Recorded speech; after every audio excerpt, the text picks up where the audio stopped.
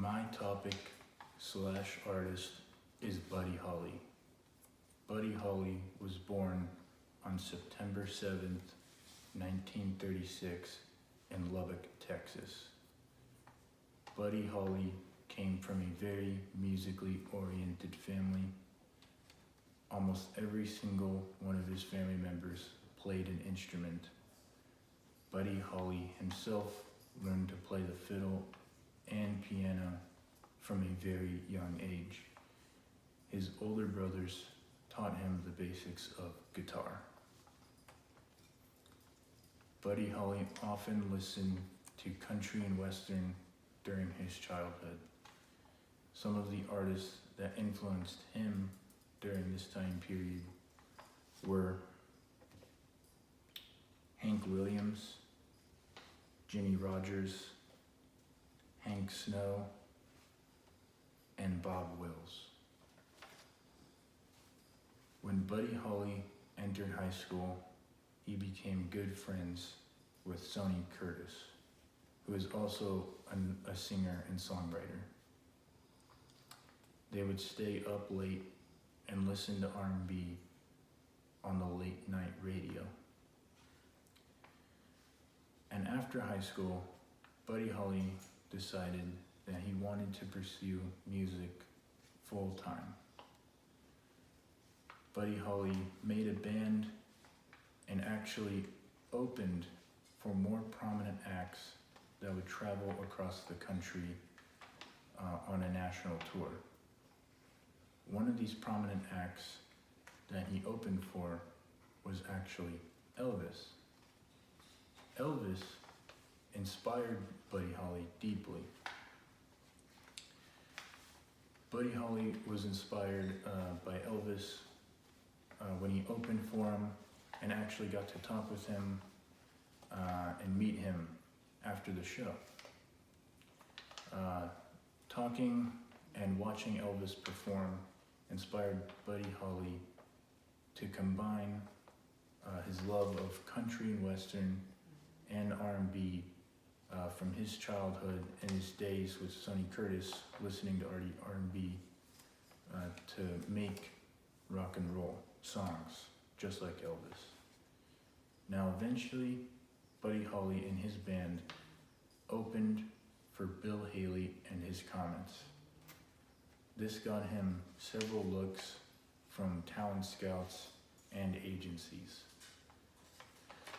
Buddy Holly eventually, because of this, got a record deal with Decca, and he signed a record deal with Decca. There, with his band, he actually pioneered the standard 2 guitars, bass, and drums lineup, the classic lineup, the classic rock and roll lineup. During his time with Decca, him and his band actually were not referred to as the Crickets. They were actually referred to as the Three Tunes, or Buddy Holly and the Three Tunes.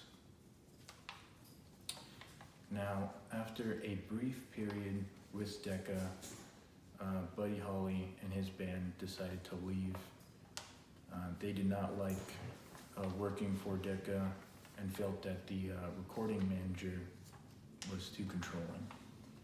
So they decided to leave and sign on with a different record label. During his time with the other record label that he signed on to, they had to release,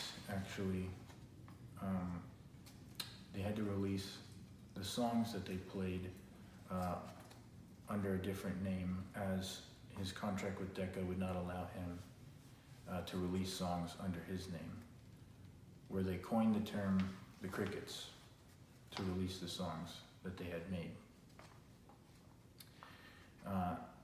And one of the songs that they had 7 top 40 singles during his time with the Crickets, but the one song that topped the charts above all was "That'll Be the Day," actually reaching the number 1 spot in the US and the number 1 spot in the UK for top singles in 1957. During his time with the Crickets, he created a lot of influential music, like That'll Be the Day and Peggy Sue and Oh Boy, just to name a few. Peggy Sue and That'll Be the Day both got inducted into the Grammy Hall of Fame consecutively 1 year after the other. Both the Rolling Stones magazine has Peggy Sue and That'll Be the Day ranked on the top 500 greatest songs of all time. Peggy Sue ranked 194, and That'll Be the Day ranked 39. That'll Be the Day also got placed in the National Recording Registry, which is a sound compendium consisted of sounds that are culturally, historically, or aesthetically important and inform or reflect life in the United States. Unfortunately,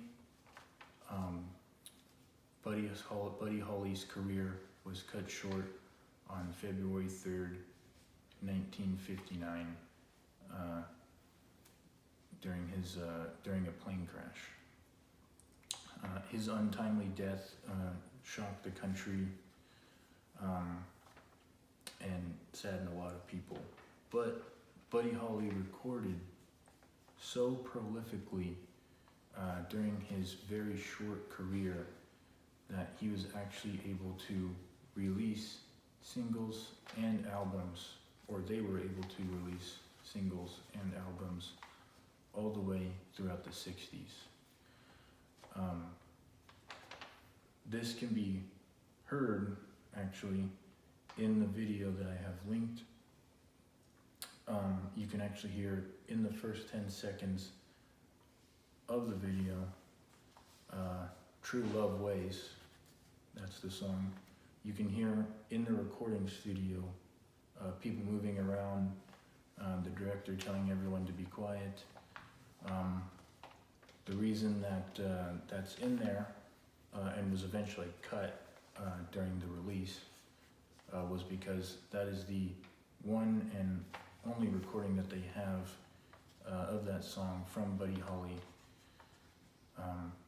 recorded just a few months prior to his untimely death. The reason I picked the song was because it was the last song that Buddy Holly actually wrote and recorded during his career. Now, Buddy Holly left a lasting impact and legacy on rock and roll. He influenced many people.